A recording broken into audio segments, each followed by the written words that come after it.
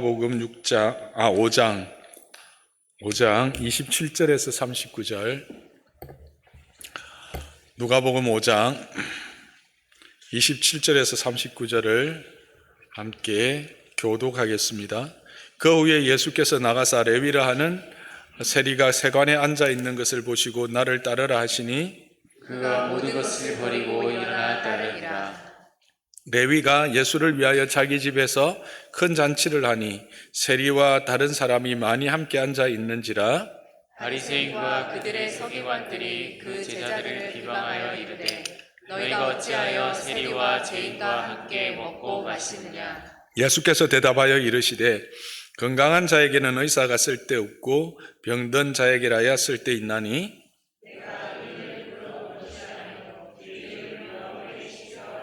그들이 예수께 말하되 요한의 제자는 자주 금식하며 기도하고 바리새인의 제자들도 또한 그러하되 당신의 제자들은 먹고 마시나이다. 예수께서 그들에게 이르시되 본인집 손님들이 신랑과 함께 있을 때 너희가 그 손님으로 금식하게 할 수 있느냐. 그러나 그날에 이르러 그들이 신랑을 빼앗기리니 그날에는 금식할 것이니라. 또 비유하여 이르시되 새 옷에서 한 조각을 찢어 낡은 옷에 붙이는 자가 없나니 만일 그렇게 하면 새 옷을 찢을 뿐이요 또 새 옷에서 찢은 조각이 낡은 것에 어울리지 아니하리라. 새 포도주를 낡은 가죽 부대에 넣는 자가 없나니 만일 그렇게 하면 새 포도주가 부대를 터뜨려 포도주가 쏟아지고 부대도 못 쓰게 되리라. 새 포도주는 새 부대에 넣어야 할 것이니라. 함께 했습니다. 묵은 포도주를 마시고 새 것을 원하는 자가 없나니 이는 묵은 것이 좋다 함이니라. 아멘. 네, 오늘 이제 우리가 제자훈련 입학과 또 졸업이라고 하는 그런 시간을 2부 예배에 가졌습니다. 근데 참 저는 이런 우연이라고 생각하면 우연일 수 있는 이런 일들을 보면서 하나님의 세심하신 세밀하신 인도하심도 저는 느낍니다. 그게 뭐냐 하면 오늘 본문이 제자를 부르시는 본문입니다. 근데 아시겠지만 이 본문은 제가 선택하는 게 아니라 그 매일 성경을 따라서 1년의 그 순서를 따라서 이제 하는데 우리하고 이렇게 잘 맞았네요. 하나님의 은혜다. 그렇게 생각합니다. 여러분의 삶에서 일어나는 어떤 그 사건들과 일들, 그 우연이다. 그렇게 생각하시는 분들이 참 많은데, 그리스도인의 삶에 우연은 없습니다. 아멘이십니까? 하나님의 계획하심과 인도하심입니다. 오늘 이 세리에게도 동일하게 그런 일들이 일어납니다. 세리가 자기 일을 위해서 세관 앞에 앉아 있었습니다. 그 지역은 가버나움입니다. 가버나움은 예수님이 가장 많은 사역을 했던 지역이죠. 그 지역의 세리로 있던 레위가 이제 자기 일을 위해서 자리에 앉아 있는 것을 보고는 예수님이 그에게 말씀하십니다. 나를 따르라. 다른 말씀이 없습니다. 딱 한마디입니다. 나를 따르라. 그런데 어떻게 됩니까? 어떻게 합니까? 이 세리가 예수님을 따릅니다. 그냥 따르는 게 아닙니다. 어떻게 따릅니까? 모든 것을 버려두고 일어나 따른다라고 합니다. 버려두고 일어났다. 능동적인 겁니다. 우리는 이런 것들을 볼 때 어떻게 하면 이런 즉각적 순종과 또 온전한 순종을 할 수 있을까라는 생각을 하게 됩니다. 그것은 예수님에 대한 관심과 회복에 대한 기대 때문이라 저는 생각합니다. 먼저 예수님에 대한 관심이 이와 같은 즉각적인 순종과 온전한 헌신을 가능하게 했습니다. 그의 직업이 뭐라고요? 세리입니다.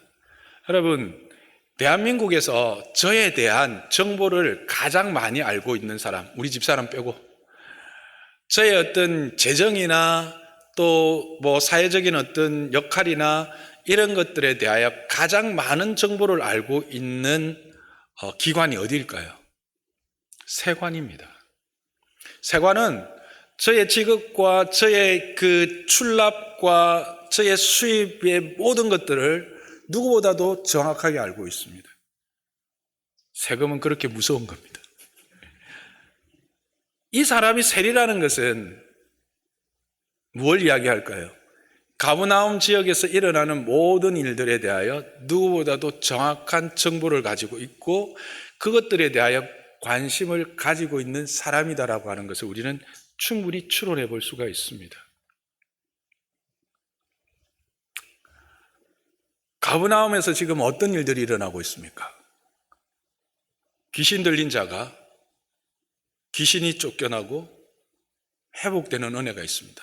눈먼 자가 다시 보는 은혜가 있습니다. 문둥병 들린 자, 저주받은 겁니다. 죄의 결과라고 하는 이 저주받은 문둥병이 회복됩니다. 그리고 오늘 자신을 부르기 바로 전에 중풍병 걸린 사람이 회복의 은혜를 누립니다. 그런데 그때 놀라운 말씀이 선포됩니다. 중풍병을 고치고 나서는 예수님이 이런 말씀을 하십니다. 인자야 일어나서 내 침상을 들고 가라 라고 말하는 게 아니라 내 죄 사함을 받았느니라 라는 선포를 하십니다. 이는 바리새인들과 서기관들 또 유대인들에게는 이거는 천천병력과 같은 쇼크입니다. 누가 하나님만이 죄사함을 선포할 수 없고 죄사함을 줄 수 있는 분은 하나님 외에는 없습니다. 그런데 예수가 랍비라고 하는 저 사람이 죄사함을 선포한다고 거기서 논쟁이 붙었습니다. 예수님 분명히 말했습니다. 그래, 나도 네 침상을 들고 가라는 것 말이 더 쉬운 줄 안다. 그런데 내가 굳이 죄사함을 받았다라고 하는 것을 말하는 이유는 내가 제사하는 권세가 있다는 것을 너희로 알게 하기 위함이다. 자신의 역할, 자신이 오신 이유 분명히 이야기합니다.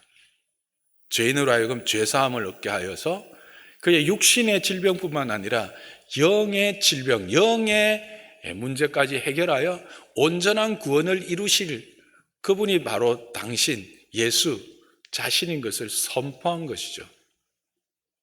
이 레위는 이것을 알았을까요? 모르었을까요? 알았습니다. 분명히 알았습니다.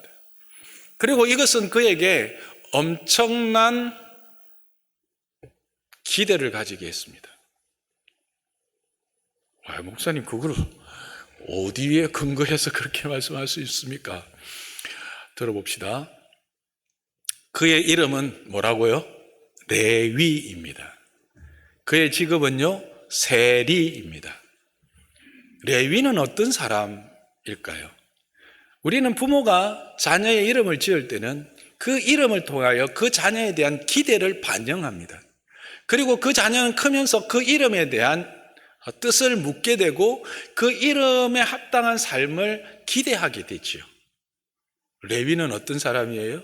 야곱의 셋째 아들입니다. 그리고 하나님의 성전을 지키고 섬기는 레위 지파의 족장이지요. 그리고 그 레위 지파 안에서 아론의 후손들을 통해서 제사장들이 세워지고 그 제사장들을 통해서 하나님의 예배가 드려지는 참으로 복되고 존귀한 이름이 바로 레위입니다. 그렇다면 이 레위는 어릴 때부터 이 이름에 대한 자부심과 긍지를 가지고 그와 같은 사람이 되고자 했던 소망이 기대가 충분히 있었다고 우리는 추론해 볼 수가 있습니다.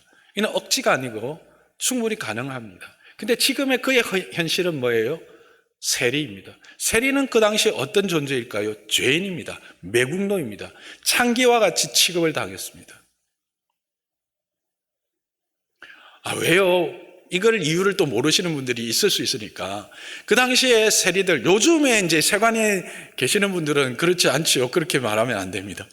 그 당시에는 왜 그랬냐면 이스라엘이 누구에 의해서 지배당하고 있었습니까? 로마에 의해서 지배당하고 있었습니다. 그래서 세금을 어떻게 거두냐면 로마에서 올 한 해는 가브나움 지역에서 1억을 거두어서 세금으로 내라 이렇게 말합니다.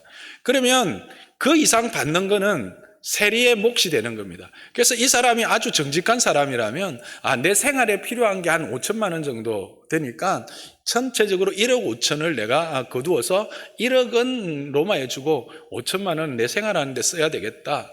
그런 사람들이 많으면 좋겠죠. 그런데 대부분 인간은 부패하여 자기 욕심에 과한 자들이라 1억을 바치면 되는 것을 3억이나 5억씩 거두네. 그러니까 뭐라고요? 손가락질 받는 거예요. 죄인이라고. 그러니까 자기에게 주어진 권한을 과대하게 남용하는 거죠. 어쨌든 그런 환경적인 이유 때문에, 역사적인 배경 때문에 그 당시 세리들은 이렇게 죄인 취급을 받았던 거죠. 여러분, 갈등이 없었을까요? 그가 어떻게 레위임에도 불구하고 세리가 되었는지 그 우유곡절은 알지를 못합니다. 그런데 그에게 또 다른 이름이 있었죠. 그의 갈등을 알 수 있는 이름이 있습니다. 누구입니까? 그렇죠. 삼부가 이부보다 낫네.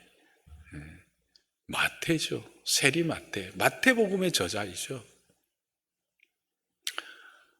이 레위 안에는 이 두 이름에 대한 갈등이 있는 겁니다. 그가 공식적으로 활동할 때는 무슨 이름을 썼을까요? 마태라는 이름을 썼습니다. 그는 마태복음을 통해서 분명히 알 수 있습니다. 마태는 헬라어 이름이고요. 레위는 히브리어입니다. 그러니까 자기 집에서나 가족들, 친구들 사이에는 레위라 불렸지만 공식적인 직함으로는 마태가 되는 거예요. 그래서 그 안에는 충분히 두 이름에 대한 갈등이 있었을 거예요. 레위로 세움을 받고 레위로 살고 싶었지만 마태로 살 수밖에 없는. 그런데 누가요? 죄인을 용서하는 권세를 가진 분이 나타난 거예요. 그리고 그분이 나를 부른 거예요. 여러분은 어떻게 하시겠습니까? 만일 여러분이 이 마태의 입장이라면, 레위의 입장에 있다면, 저요? 당연히 따라가죠. 저는 따라갈 것 같아요.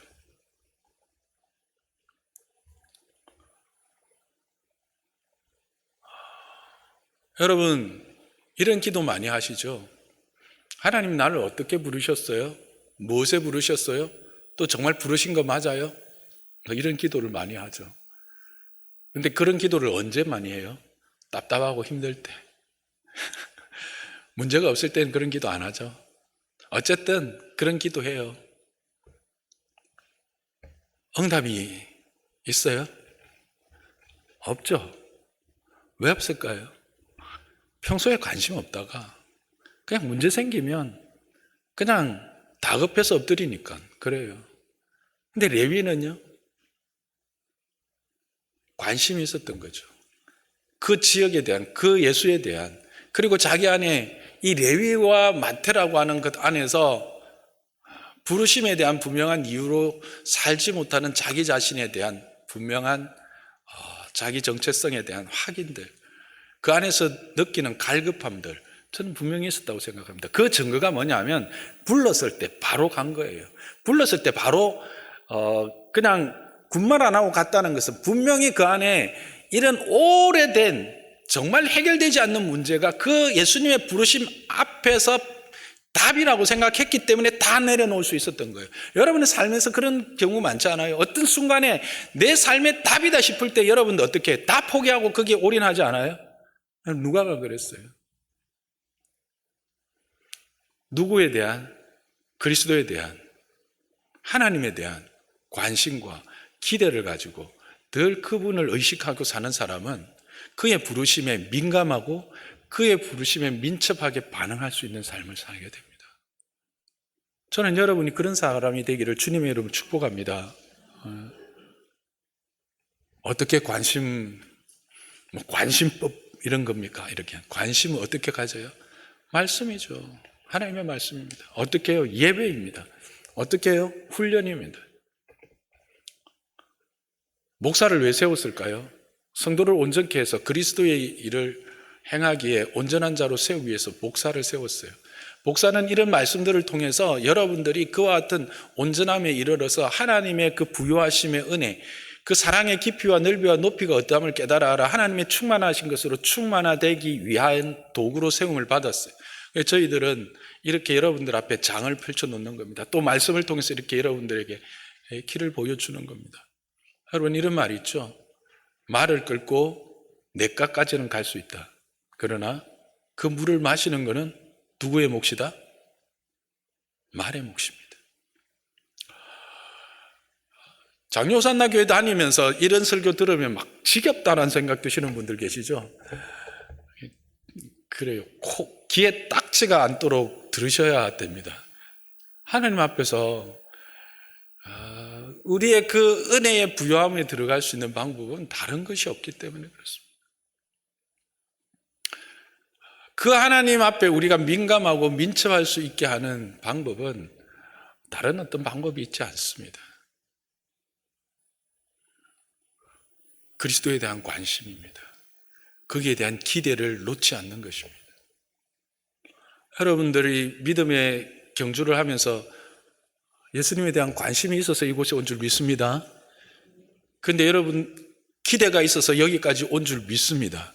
근데 그 기대가 지금 어디쯤에 있느냐는 거예요. 그 기대가 계속해서 진행되고 있느냐는 거예요. 그 기대가 진행되고 있고 그 기대에 대한 분량만큼 여러분 안에서의 은혜의 누림들, 그 분량은 차이가 있을 줄 믿습니다. 그 기대를 놓지 마세요. 그 기대를 더 풍성하게 크게 가지는 여러분 되기를 주님의 이름으로 축복합니다. 그런데 저는 이 레위의 태도에 있어서 더 도전되었던 것은 잔치를 한 겁니다.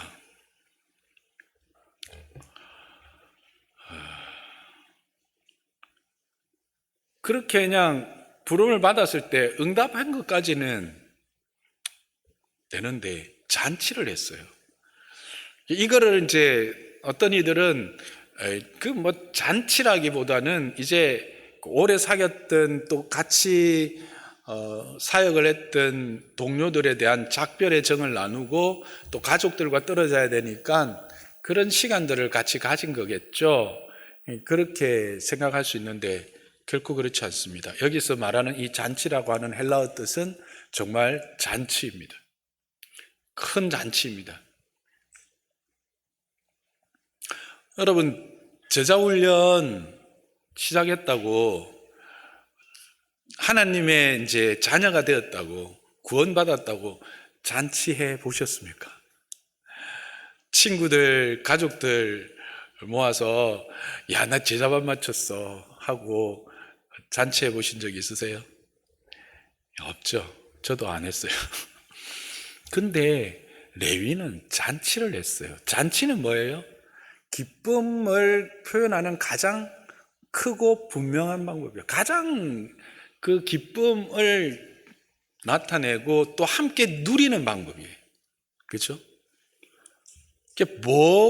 무엇으로 하여금 이 예수님의 제자가 된다라는 것이, 예수님의 부르심에 응답한다라는 것이 무엇이길래 이렇게 잔치를 하냐는 거예요. 이상하지 않으냐? 잔치했구나. 그냥 그렇게 끝나는 거예요. 저는 그게 아니더라고요. 내가 못했기 때문에. 와, 잔치했네? 무엇이 잔치하게 했을까? 그것은 예수님이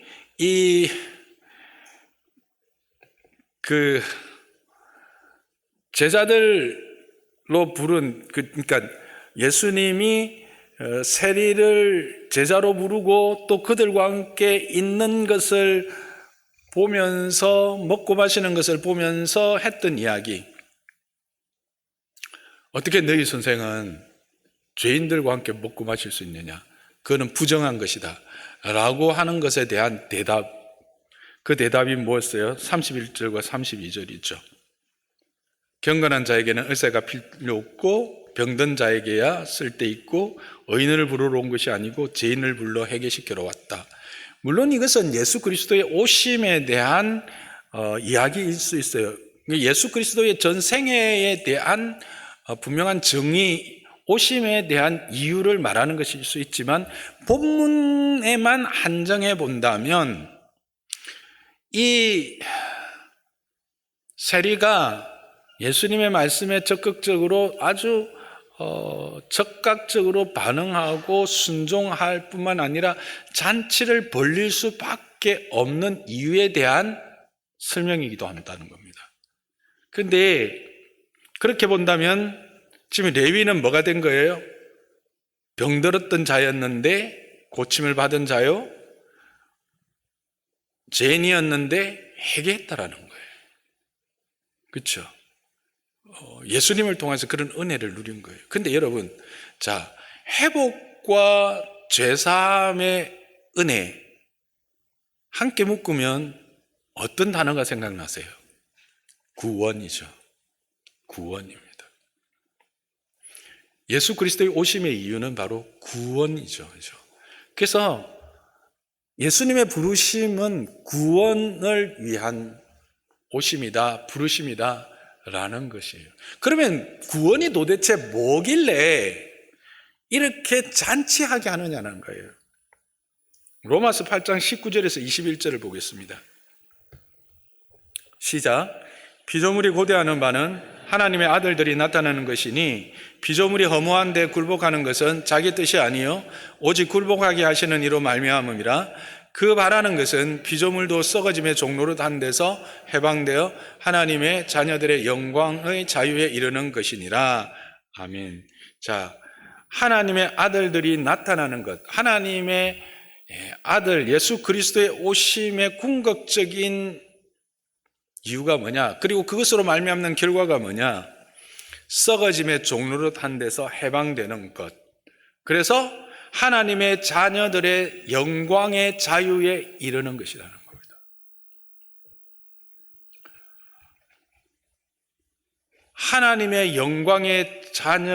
하나님의 자녀들의 영광의 자유에 이르는 것. 무엇에 대한 자유입니까? 죄와 사망에서 종로로 탄 것에서 자유입니다. 썩어짐과 죄 짓는 것과 더러운 것과 무지한 것의 자유입니다. 이것은요, 우리의 구원의 내용이요, 우리의 가치가 회복되는 겁니다. 우리는 원래 어떤 존재였어요? 하나님의 형상이었어요. 하나님의 형상이라는 게 이게 그냥 여러분 우리가 쉽게 하나님의 형상이다 말하지만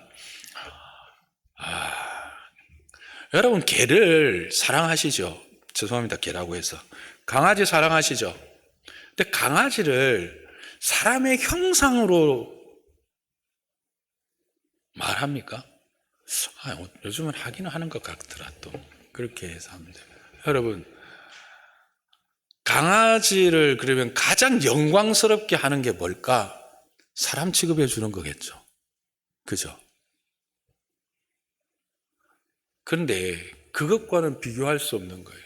우리가 하나님의 형상이 된다는 것은 우리가 하나님처럼 하나님이 우리를 대우하신다는 거예요. 그 영광스러움에 우리를 다시 초대해서 회복시키시고 그 영광스러움에서 누리는 자유를 허락해 주시는 거예요. 무엇으로부터? 죄로부터, 썩어짐의 종로로 타는 것들로부터, 더럽고 추한 것들로부터, 거짓된 것들로부터, 무지한 것들로부터.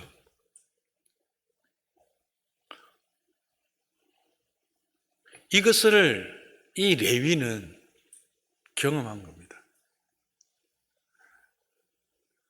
여러분, 우리가 레위의 입장으로 한번 돌아가 보십시다. 마태와 레위 사이에서 그렇게 갈등하고 힘들어하던 그 시간들 속에서 그리스도로 말미암아 이와 같이 내가 어떤 존재인지 그 하나님의 영광의 형상이요, 그 영광의 자유함의 자리에 있던 자였다는 것을 확인하고 그것을 회복했던 그 기쁨, 그 기쁨이 잔치하게 한 겁니다. 나는 여러분에게 이런 동일한 은혜가 이미 주어졌다는 사실을 분명히 말씀을 드립니다. 우리는 그런데 왜 잔치하지 못하죠? 왜 우리는 이것을 계속해서 누리지 못할까요?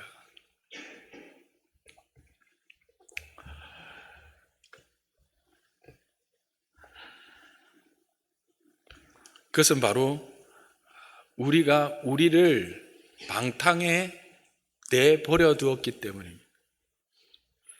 우리가 우리의 옛사람 안에서 우리를 그저 내버려 두었기 때문에 그렇습니다. 그래서 우리는 시간이 지나면 지날수록 그 그리스도로 말미암아 의와 진리와 거룩함으로 새 옷을 입는 새 사람을 입는 게 아니라 시간과 이 경험들이 쌓이면 쌓일수록 어느 자리에 간 거예요? 바리새인과 서기관 자리에 가버린 거예요. 이들은 그들의 전통과 그 율법의 매인자들이 된 거예요. 그 율법에 매였다고 할 때 이 율법은 온전한 바른 율법이 아니라 그 전통에 사로잡힌 잘못된 율법주의에 묶여버린 것이죠. 이들이 먹고 마시자 바리새인들이 어떻게 비난합니까? 비방합니까? 아니, 예수님, 예수여, 당신이 말한 것처럼 병 고친 자가 낫고 죄인이 회개를 한다고 하면 그 회개에는 금식이 있어야 되는데요. 금식하면서 회개해야 되는데 어디에 먹고 마시면서 그 회개의 열매를 드러내는 그런 것이 우리의 전통에 어디에 있습니까? 라고 묻는 거예요. 여러분, 물어봅시다. 성경에 회개에는 반드시 금식이 따라야 된다. O, X. O, X. X. 자, 그러면 이 금식은 성경에 자주 언급된다. 아니면 율법에 1년 중에 딱 하루만 금식하도록 말씀하셨다. O, X. X는 자주 언급했다는 것. O는 딱 한 번만 이야기했다는 것. 다시 O, X. 오, 센데 언제? 그렇죠. 대속죄일 딱 하루입니다. 그래서 성경은 이렇게 말해요. 신명기 10장 12절 13절 한번 볼까요? 시작. 이스라엘아, 내 하나님 여호와께서 내게 요구하시는 것이 무엇이냐? 곧 내 하나님 여호와를 경외하여 그의 모든 도를 행하고 그를 사랑하며 마음을 다하고 뜻을 다하여 내 하나님 여호와를 섬기고 내가 오늘 내 행복을 위하여 내게 명령하는 여호와의 명령과 규례를 지킬 것이 아니냐라는 말씀하십니다. 핵심이 뭐예요? 여호와의 명령과 규례의 핵심은 뭐예요? 하나님을 뭐 하는 것? 사랑하는 것. 사랑해서 뭐 하는 것? 섬기는 것. 경외하는 것. 그게 여호와의 규례와 율법의 핵심이에요. 그런데 그것 왜 요구하고 계신다? 우리를 거기에 율법에 얽매여서 우리를 율법으로 우리를 억압해서 그 하나님 앞에 굴복하고 하나님의 어떤 일을 위한 도구로 쓰기 위해서? 결코 아니죠. 뭐라고요? 너희의 행복을 위해서. 오늘 너희의 행복을 위하여 내게 명하는 여호와의 명령과 규례를 지킬 것이 아니냐. 우리는 얼마나 오해하고 있는지 몰라요. 뭐예요? 무지하다는 거예요. 이들은 무지했어요. 그들은 신앙의 연륜은 깊었고요. 그들의 배움이라고 하는 시간은 길었을 줄 모르지만 참된 진리에 접근하지 못한 잘못된 배움이었고 무지한 배움이었어요. 무지는 이렇게 판단하게 되고 비방하게 됩니다. 무지는 날카로운 칼이 되어서 판단할 수밖에 되지 않아요. 여러분들의 신앙의 연륜이 그냥 오래된 신앙의 연륜으로만 자랑되지 않기를 주님의 이름으로 축복합니다. 날마다 새롭게 되지 않는, 새 부대에 채워질 새술로서의 준비되지 않는 우리의 신앙함, 우리의 이 구원의 감격과 은혜에 없는 신앙은 바리새인과 서기관들의 삶밖에 되지 않는다라는 거예요. 그래서 바울은 에베소서 4장 17절에서 20절 4절에 이렇게 말하고 있지 않습니까? 함께 읽어볼까요? 시작. 그러므로 내가 이것을 말하며 주 안에서 정언하노니 이제부터 너희는 이방인이 그 마음에 흠한 것으로 행함같이 행하지 말라. 그들의 총명이 어두워지고 그들 가운데 있는 무지함과 그들의 마음이 굳어짐으로 말미암아 하나님의 생명에서 떠나 있도다. 그들이 감각 없는 자가 되어 자신을 방탕에 방임하여 모든 더러운 것을 욕심으로 행하되 오직 너희는 그리스도를 그같이 배우지 아니하였느니라. 진리가 예수 안에 있는 것 같이 너희가 참으로 그에게서 듣고 또한 그에게 가르침을 받았을진데 너희는 유혹의 욕심을 따라 썩어져가는 구습을 따르는 옛사람을 벗어버리고 오직 너희의 심령을 새롭게 되어 하나님을 따라 의와 진리와 거룩함으로 지으심을 받은 새 사람을 입으라. 분명히 바울은 말합니다. 이방인이 그 마음에 흠한 것을 행함으로 살아가는 것처럼 살아가지 말라는 것입니다. 우리 안에는 옛사람과 이 그리스도 안에 새롭게 된 사람의 늘 갈등 안에 삽니다. 그래서 바울도 오라 나는 공고한 자로다. 누가 나를 이 사망의 자리에서 구원하랴. 그래서 나는 날마다 죽는다라고 말할 수밖에 없는 것입니다. 그게 우리의 한계예요. 근데 여기서 우리가 이 본문이 말하는 것처럼 우리를 그 무지함과 그 굳어짐에 그 어두움에 감각 없는 자와 같이 그 방탕에 우리를 방임해버리면 이 옛사람은 어느덧 모르게 우리를 다 점령하고 말아요.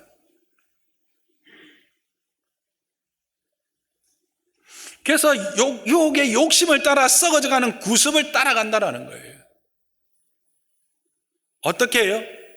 우리의 심령을 새롭게 해야 돼요. 어떻게 새롭게 합니까? 하나님을 따라하라고 했습니다. 하나님을 따르다. 구체적으로 의와 진리와 거룩함으로 지으심을 받은 새 사람을 늘 입는 거예요. 새 사람을 입는다라는 건 뭘까요? 그 하나님의 의로움과 하나님의 그 진리와 거룩함에 나를 세우고 그 하나님의 거울로 하나님의 그 의와 진리와 거룩함의 속성 앞에서 나를 세워 나를 발견하는 거예요.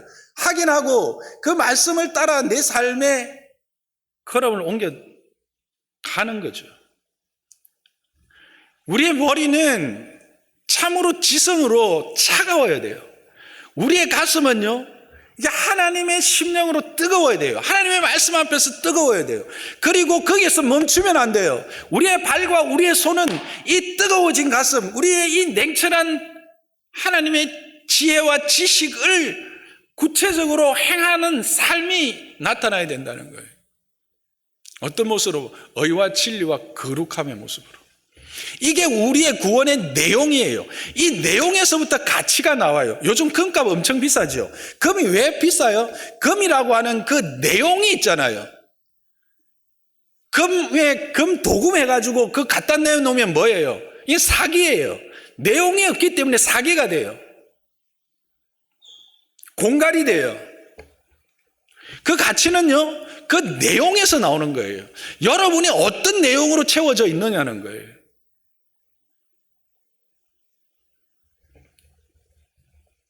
그러니까 우리가 의와 진리와 거룩함으로 채워지는 것을 다시 앞으로 가보면 그 구원으로 말미암아 누리는 하나님의 자녀로서의 그 자유, 영광의 자유에 있는 거죠. 그 자유의 부요함에 들어가는 거죠. 그런데 그것이 늘 말씀드리지만 이것은 뭐예요?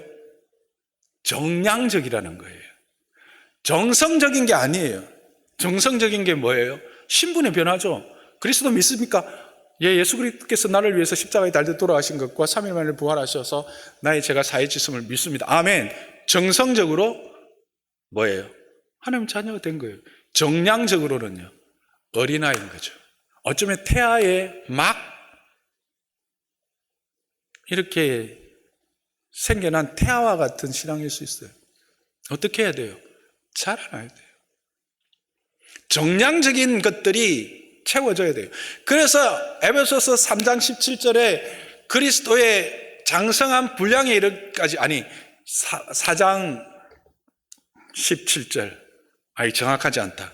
어쨌든 3장에 나오는 것 3장 17절로 기억합니다. 3장 17절에서 19절에 보면 너희가 그 그리스도의 사랑의 그 깊이와 넓이와 어떠함을 깨달아 알아 그 하나님의 충만하신 것으로 너희가 충만하게 되기를 원한다라는 말씀이 나와요. 그 사랑의 깊이와 넓이와 높이가 어떠함을 깨달아 아는 정량적 신앙함이 우리 안에서 계속되어지는 것, 그걸 다른 말로 하면 날마다 일일신, 말마다 새롭게 변화되는 새 사람을 입는 거라고 하는 것입니다. 그래서 여기 에베소서 4장 24절에서의 지으심을 받은 새 사람을 입으라라는 것이 이중적 의미로 볼 수 있어요.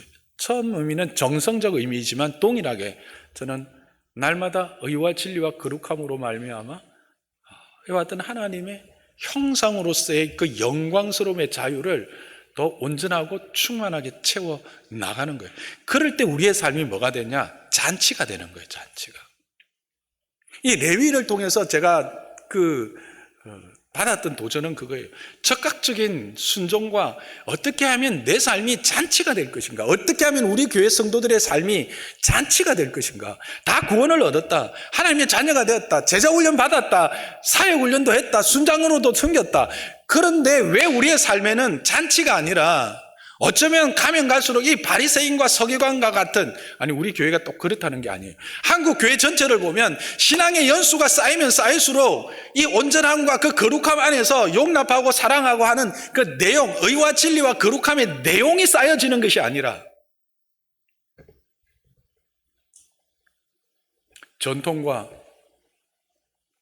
교회의 규범이라고 하는 그 칼날로 판단하고 비방하는, 그래서 스스로 상처 주고 그래서 아픔을 주는 그런 자리에 왜 아직도 머물러 있을까?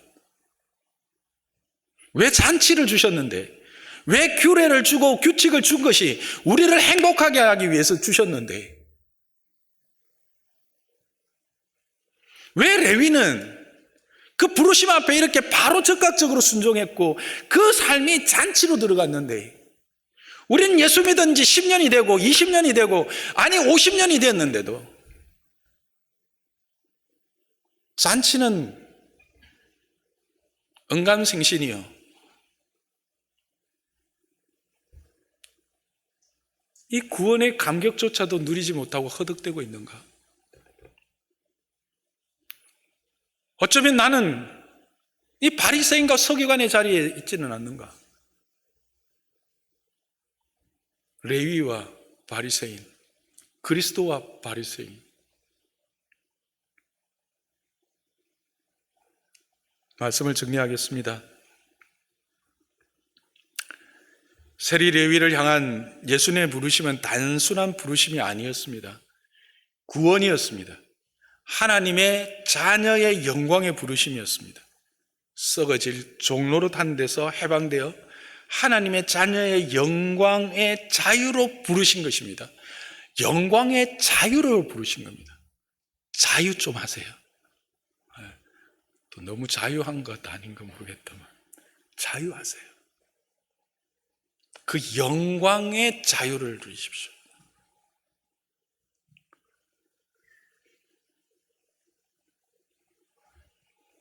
율법과 규칙은 그 백성의 행복을 위한 것이라는 것을 기억하십시오. 우리의 예배드림, 우리의 이 섬김, 우리의 이 헌신은 우리를 복되게 하는 것입니다. 왜? 그분이 복의 권원이기 때문에 그렇습니다.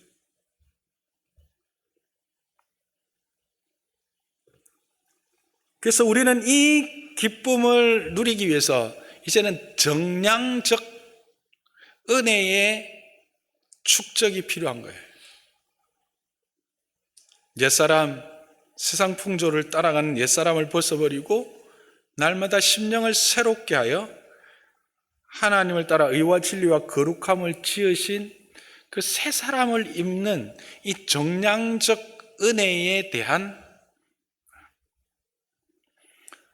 갈급함, 또 거기에 대한 우리의 기대와 헌신들이 있어야 우리는 이 세리와 같은 잔치의 자리를 늘 살아갈 수 있고, 그렇지 못하고 거저 시간만 보낸다면 어쩌면 우리의 신앙의 연수는 영적 꼰대가 되어 바리새인과 서기관의 자리에 앉게 될 위험이 참으로 많다 하는 것을 우리는 오늘 본문을 통해서 배우며 도전받게 됩니다. 저는 장로산나교에 속한 성도 우리 모두가 이 레위가 누렸던 이 자유함, 이 잔치의 기쁨이 저와 여러분의 삶에 충만하기를 주님의 이름으로 축복합니다.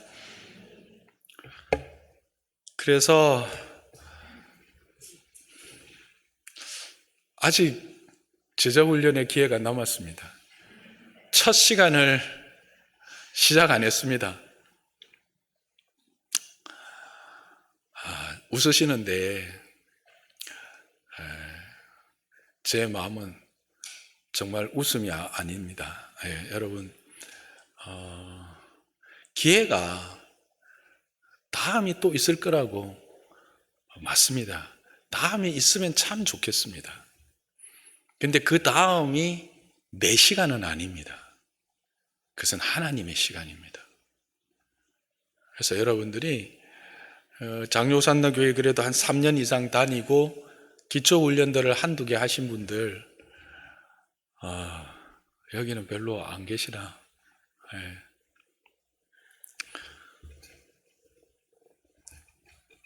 그렇게 함께 이 길을 걸어갔으면 좋겠습니다. 기도하겠습니다.